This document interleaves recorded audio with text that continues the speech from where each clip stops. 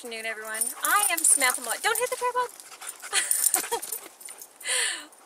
So I'm standing by a lake and my dogs think it's the funniest thing in the world to come barreling down the campsite and to run towards the lake as fast as they can. Joys of pets, right? And my tripod is kind of precariously resting on the side of the trail, but that's okay.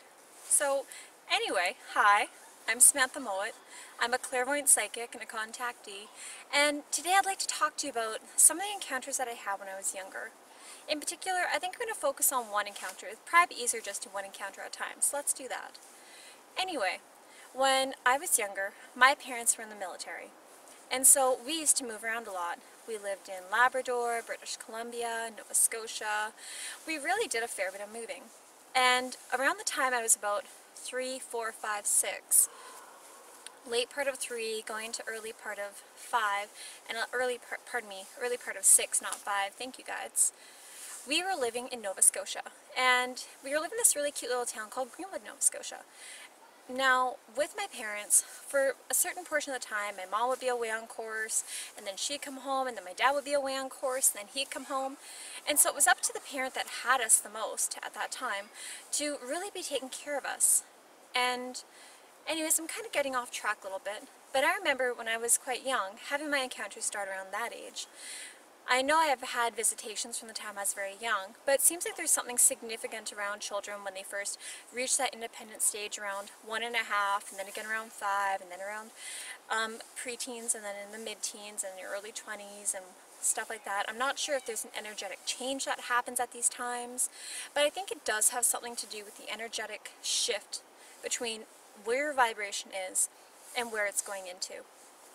And why I think this is relevant is one night, as my sister and I were sleeping in our beds, we had this really cute little room, and how can I explain this? Thank you. We lived in paramilitary quarters, so they were also known as PMQs. For those of you who don't grow up in the military, you may not know what those are, and they're very similar to townhouses and duplexes, and roughly what it means is it's just housing for the military families at a rate that's easily affordable for them.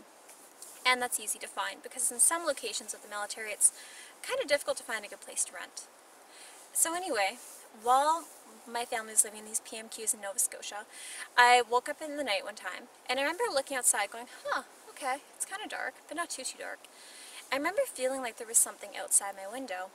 And I wasn't very old, like I think it was about mid 5 years old or so, judging by where we were with our bedrooms, and I don't remember having this one poster on my wall that was a Little Mermaid poster at the time.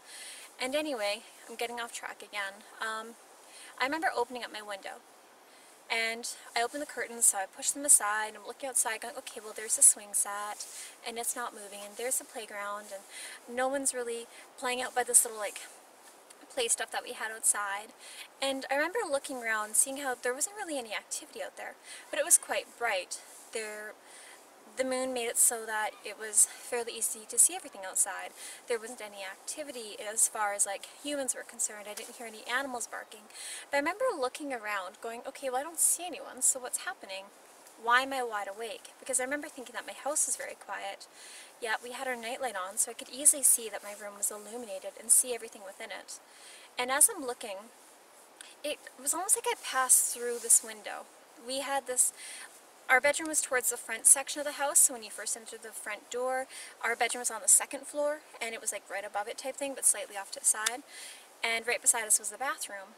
And I remember going partially out of the window and wondering, I was like, okay, how am I actually outside? How am I able to actually be outside now? But I didn't feel afraid. I felt as though things were just different, as though I had experienced this many times before, but I was comfortable.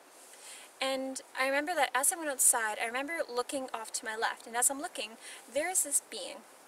And it was a variety of whitey gray type being. It wasn't wearing clothing, it wasn't, it didn't have any devices on it. I didn't necessarily see a spacecraft or anything, but this being was very interesting since it had these beautiful long limbs, and you can probably hear my dog being called in the background because apparently she's run off again. But this being had this beautiful long limbs, it had this very oval shaped head. It was a very typical gray-white being, which is fine. And I couldn't quite determine whether the being was actually gray or white, because of the way the lighting was. Just the fact that it was that soft, muted moonlight, it's hard to just like determine what colors are which. And at that age, I didn't know my colors terribly well, at least not by name, so that's alright. And as I'm looking at it, the thing that really strikes me as odd about this encounter is when I'm looking at it, the being is actually on the wall. So imagine that here's the wall, and here I am coming out of the wall. And when I look off to the side, this being is actually crouched, partially sideways, off the wall with like these long limbs that are almost like they're holding on. Now the thing that threw me off was its legs were bent, similar to like how a frog's legs were bent.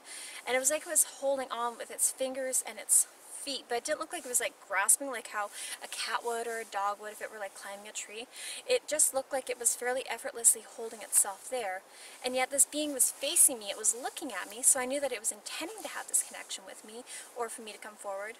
Now at that age I didn't think to turn around and go, okay, was my sister being moved or either my parents being moved? But I remember being taken out of our house through the window that time.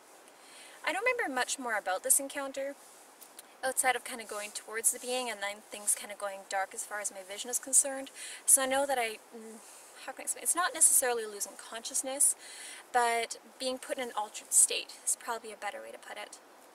Well, it's starting to rain, so I'm going to let you go, but it's lovely talking to you, and I'll talk to you soon. Have a nice day. Bye!